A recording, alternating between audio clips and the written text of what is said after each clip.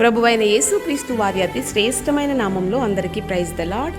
ఈరోజు దేవుని వాక్యము, నిన్ను విడువను నిన్ను ఎడబాయను, నిబ్బరము కలిగి ధైర్యంగా నుండుము. యెహోషువ గ్రంథము 1వ అధ్యాయము 6వ వచనం. అవునండి, తన దాసుడైన యెహోషువ గారితో ప్రభు మాట్లాడుతున్న మాట.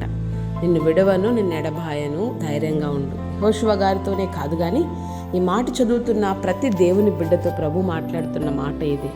నిన్ను నేను విడవను ఎడబాయను. మనుషులు విడిచిపోవచ్చు, మర్చిపోవచ్చు, ఎడబాయచ్చు, పరిస్థితిని బట్టి, కష్టాన్ని బట్టి. కానీ దేవుడు ఎన్నడూ కూడా ఆయన విడవడు, ఎడబాయడు. కనుకనే నేను ఎలా ఉండాలి? కష్టమైన, నష్టమైన, శ్రమ అయినా, ప్రతికూల పరిస్థితి అయినా నిబ్బరం కలిగి ధైర్యంగా ఉండాలి. ఎందుకంటే నిన్ను నన్ను విడువని ఎడబాయని దేవుడు మనతో ఉన్నాడు కనుక నిబ్బరం కలిగి ధైర్యంగా ఉంటూ ప్రతి పరిస్థితిని ఎదుర్కొంటూ ప్రభునామ మహిమార్థమే మనం బ్రతుకుదుముగాక. దేవుడు అలాంటి కృప మనందరికీ దయచేయునుగాక. దేవుడి మాటలు దీవించునుగాక. ఆమేన్. May God bless you all.